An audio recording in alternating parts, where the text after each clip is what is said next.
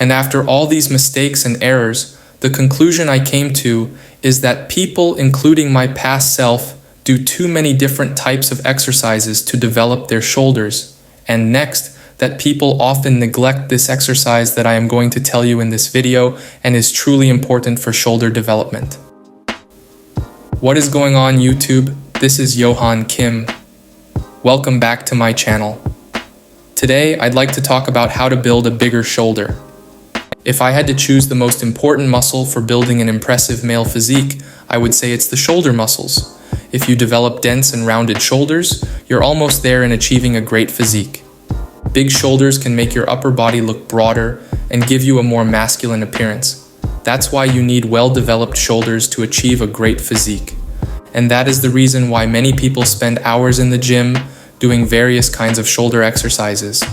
I was also very interested in building my shoulders, and I made a lot of foolish mistakes and went through many trials and errors during my journey for a bigger shoulder. And after all these mistakes and errors, the conclusion I came to is that people, including my past self, do too many different types of exercises to develop their shoulders. And next, that people often neglect this exercise that I am going to tell you in this video and is truly important for shoulder development. So, today, I want to share what I've learned from my past to build my shoulders and introduce the 3 best exercises. First, to effectively develop your shoulders, you need to understand how the deltoid muscle is structured. The deltoid muscle consists of the anterior, lateral, and posterior deltoids.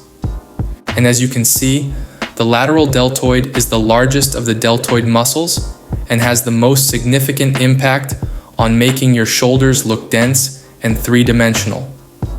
When you think of the best shoulder exercises, what usually comes to your mind?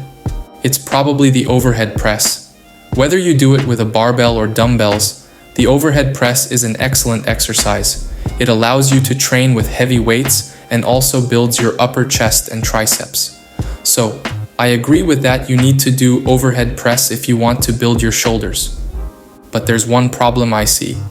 Overhead press mainly targets the anterior deltoid. Okay?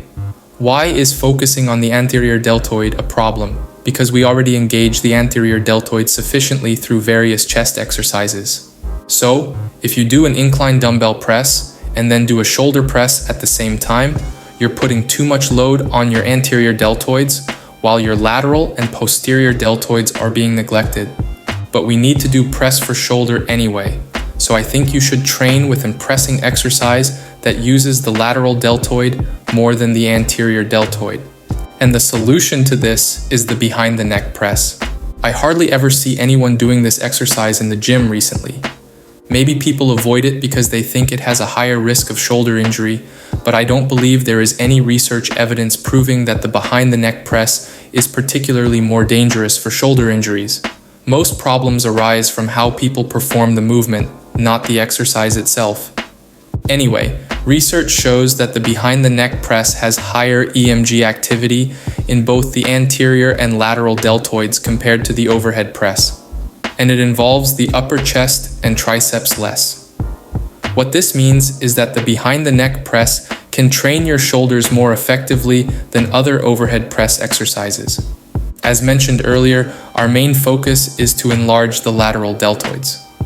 So in my opinion, there's no reason not to do the behind the neck press, which has a higher lateral deltoid involvement than the overhead press. Of course, beginners might find it difficult to perform the behind the neck press with a full range of motion right away. I recommend beginners practice with light weights, aiming to use the full range of motion without pain.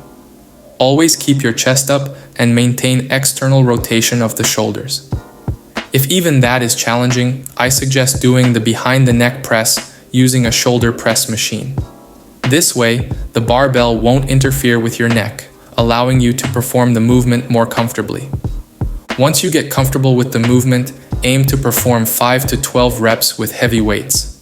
You'll quickly see growth not only in the anterior deltoids, but also in the lateral deltoids.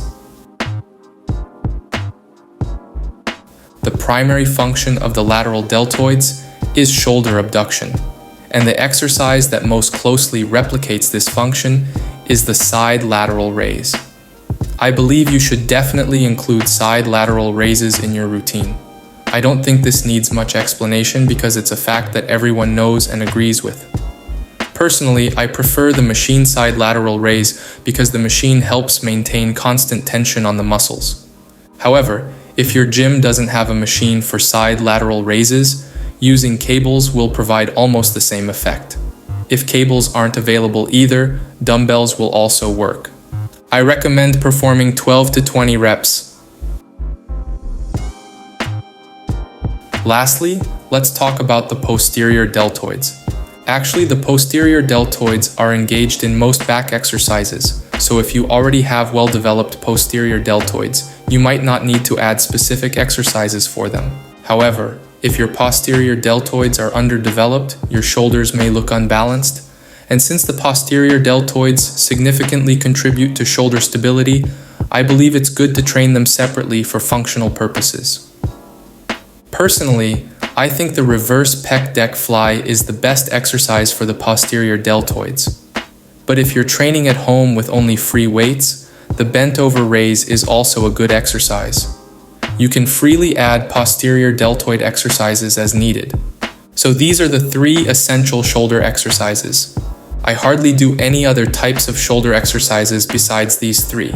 Yet, I continue to see my shoulders grow. Of course, if you're successfully building your shoulders with your own methods, keep doing what works for you. But if you feel your shoulders aren't growing well, or you're unsure how to set up your routine, I encourage you to try my approach. Today, I've shared the top 3 shoulder exercises I do. I hope it's helpful for your fitness goal. I'll be back next time with another informative and helpful video. See you in the next video.